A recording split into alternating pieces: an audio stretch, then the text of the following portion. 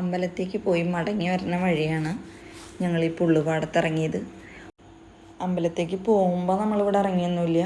ഈ വഴിക്ക് തന്നെയാണ് ഞങ്ങൾക്ക് അമ്പലത്തേക്ക് പോകേണ്ടതും തിരിച്ച് വീട്ടിലേക്ക് വരുന്നതും ഈ വഴിക്ക് തന്നെയാണ്. അപ്പം മടങ്ങി വരുമ്പോൾ ഇവിടെ ഇറങ്ങാമെന്നുള്ള ലക്ഷ്യത്തിൽ തന്നെയാണ് ഞങ്ങൾ പോയത്. അങ്ങനെ ഇവിടെ ഇറങ്ങി. ഇത് താമരപ്പാടാണ്. ആദ്യം ഈ താമരയൊക്കെ ഇങ്ങോട്ട് നല്ലോണം അടുത്ത് ഈ വഞ്ചി കിടക്കണ ഭാഗത്തൊക്കെ നിറച്ചുണ്ടായിരുന്നു കേട്ടോ. ഇപ്പോൾ അവിടെയൊന്നും ഇല്ല, ഒക്കെ നീങ്ങിപ്പോയി. പിന്നെ പഴയ ഭംഗിയൊന്നുമില്ല കേട്ടോ ഇപ്പോൾ കാണാനായിട്ട്. അധികം ആൾക്കാർ വന്നിട്ടൊക്കെയാന്ന് തോന്നുന്നു. ഈ ഭാഗത്ത് എനിക്ക് അധികം തോന്നിയില്ല. ഇത് കഴിഞ്ഞ് കൊട്ടവഞ്ചിക്കുള്ള വേറൊരു സ്ഥലമുണ്ട്, അവിടെ പോയപ്പോഴാണ് അത് ഞാൻ വീഡിയോ എടുത്തിട്ടുണ്ട്, കാണിച്ചു തരാം കേട്ടോ. അവിടെ നല്ല ഭംഗിയുള്ള ഒരു ഏരിയ കേട്ടോ. ഒരു സിനിമയൊക്കെ അവിടെ ഷൂട്ട് ചെയ്തിട്ടുണ്ട്. എന്താ, തൃശ്ശൂർ പൂരം ഇപ്പം കാണുന്ന ഭാഗം. ആദ്യം ഇവിടെ ഒരൊറ്റ വഞ്ചിയായിട്ടുണ്ടായിരുന്നത്, ഒരു മരത്തിൻ്റെ ഒരു വലിയൊരു വഞ്ചി. ഇപ്പം നോക്കുമ്പോൾ 3-4 എണ്ണമൊക്കെ ഉണ്ട്. പിന്നെ ഇതിനോട് ചേർന്നിട്ട് തന്നെ ഒരു ചായക്കടയും സെറ്റപ്പ് ആക്കിയിട്ടുണ്ട്. കാണുമ്പോൾ എല്ലാതും വൈബൊക്കെ തന്നെയാണ്, പക്ഷേ ആ ഒരു പഴയ ഭംഗി അങ്ങോട്ട് പോയിന്നേ. ആദ്യം എന്ത് രസമായിരുന്നു അറിയാം. ആ ഒരു വഞ്ചിയാണെങ്കിലും പിന്നെ നിറച്ച് താമരപ്പൂക്കളായിരുന്നു. അതിങ്ങനെ ഇങ്ങോട്ട് നീങ്ങിയിട്ട് നമുക്ക് കയ്യെത്തിച്ച് പൊട്ടിക്കാം.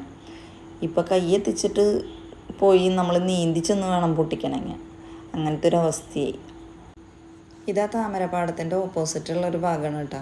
നല്ല ഭംഗിയുണ്ട്, മൊത്തം വെള്ളം കയറി ഇങ്ങനെ കിടക്കുമ്പോൾ. അപ്പോൾ ഞാനിങ്ങനെ നടന്ന് ചെല്ലുമ്പോഴേ എന്തോ ഒരു ജീവി അവിടെ ഇരിക്കണം ഇങ്ങനെ കണ്ടു ആ വെള്ളത്തിൽ. അത് കഴിഞ്ഞ് അത് മുങ്ങണം കണ്ടു. അപ്പോൾ ഞാൻ വിചാരിച്ചു അത് എന്നെ കണ്ടിട്ട് മുങ്ങിയതാണ്.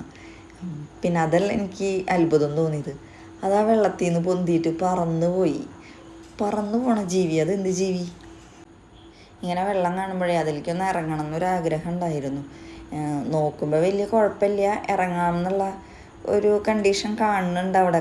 കുറച്ച് മണ്ണൊക്കെ ആയിട്ട് ഞാൻ രണ്ടും കൽപ്പിച്ച് അങ്ങോട്ട് ഇറങ്ങിയാലോ. പിന്നെ മുന്നൊക്കെ വന്നിട്ട് ഞാനിവിടെ കണ്ടിട്ടുണ്ട് പാമ്പിനൊക്കെ.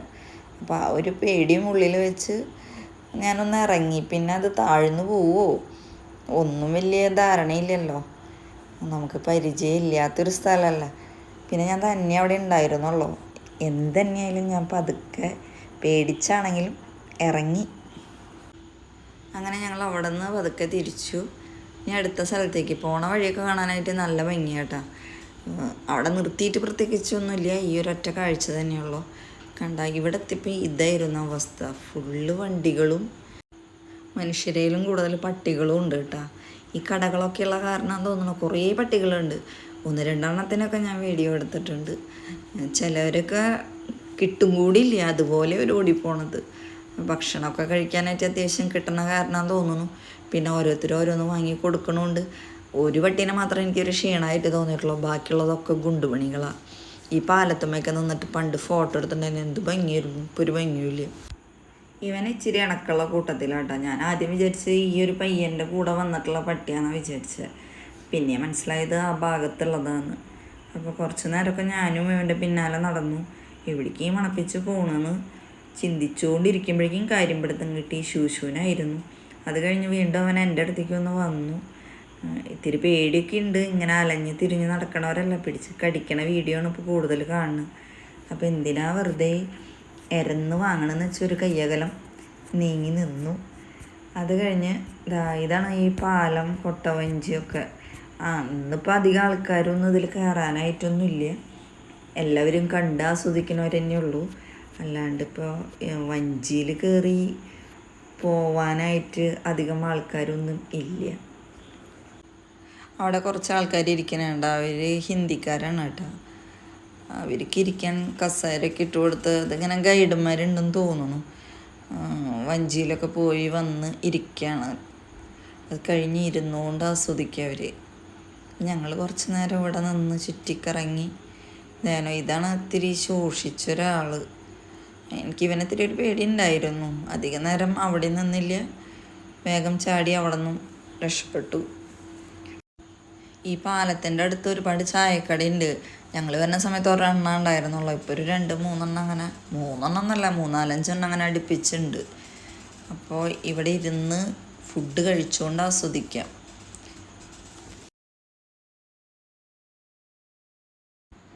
അപ്പോൾ അപ്പോൾ ഞങ്ങൾ അവിടെ നിന്ന് തിരിച്ചു വിട്ടാ, ഞങ്ങളിനി വീട്ടിലേക്ക് പോവാണ്. അപ്പോൾ പോണ വഴി കണ്ടൊരു കാഴ്ചയാണ് ഇതും. എത്രയായാലും ഇങ്ങനെ പാടം, വയൽ ഇതൊക്കെ കാണുമ്പോൾ ഒരു പ്രത്യേക ഒരു സന്തോഷം ഉണ്ടല്ലോ. അങ്ങനെ എൻ്റെ മനസ്സും നിറഞ്ഞ് യാത്രയായി. അങ്ങനെ ഈ പോണ വഴിക്കാണ് കേട്ടോ മഞ്ജു വാര്യരുടെ വീട്. പുള്ളുപാടത്തിനടുത്ത് തന്നെയാണ് മഞ്ജു വാര്യരുടെ വീടുള്ളത്. അപ്പോൾ അവിടെ ഒന്ന് ജസ്റ്റ് നിർത്തി വീഡിയോ ഒന്നും എടുക്കാൻ പറ്റില്ല കേട്ടോ. പറ്റില്ല എന്ന് പറഞ്ഞു കഴിഞ്ഞിട്ടുണ്ടെങ്കിൽ അമ്മാതിരി മരങ്ങളാണ്. അതിൻ്റെ ഇടയിൽ കൂടെ ആ വീടിൻ്റെ ഒരു അംശം പോലും പുറത്തേക്ക് കാണില്ല. നമുക്ക് വീഡിയോയിൽ തീരെ കാണില്ല. പിന്നെ നമ്മുടെ കണ്ണുകൊണ്ട് കാണുന്ന കാഴ്ച എന്ന് പറയുന്നത് കുറച്ചിങ്ങനെ കാടിൻ്റെ ഉള്ളിലൊരു വീട് പോലത്തെ ഒരു സെറ്റപ്പ് തന്നെയാണ്. അങ്ങനെ ഗ്രാമക്കാഴ്ചകളൊക്കെ കണ്ട് ഞങ്ങളുടെ സിറ്റിയിലേക്ക് എത്തി. കുട്ടനെല്ലൂർ, ഇതാണ് ഹൈലൈറ്റ് മാള്. അപ്പം അതിൻ്റെ മുന്നിൽ കൂടെ വേണം വീട്ടിലേക്ക് പോണെങ്കിൽ. അപ്പോൾ അതൊന്ന് കണ്ടപ്പോൾ അങ്ങനെ എടുത്തതാണ്. വ്യത്യാസം നമ്മളൊരു നാട്ടിൽ പോയതും സിറ്റിയിലേക്ക് വന്നതിൻ്റെയും. ഇത് കുട്ടനെല്ലൂർ സെൻറ്റർ. അവിടെ വെച്ച് എൻ്റെ മോനെയും കിട്ടി. അവൻ ജോലി സ്ഥലത്ത് നിന്ന് നേരത്തെ ഇറങ്ങിയിട്ടുണ്ടായിരുന്നു. യാദൃശ്ചികമായിട്ട് കണ്ടതാണ്. അങ്ങനെ അവനെയും കൂട്ടി ഞങ്ങൾ തിരിച്ച് വീട്ടിലേക്ക്. ബൈ.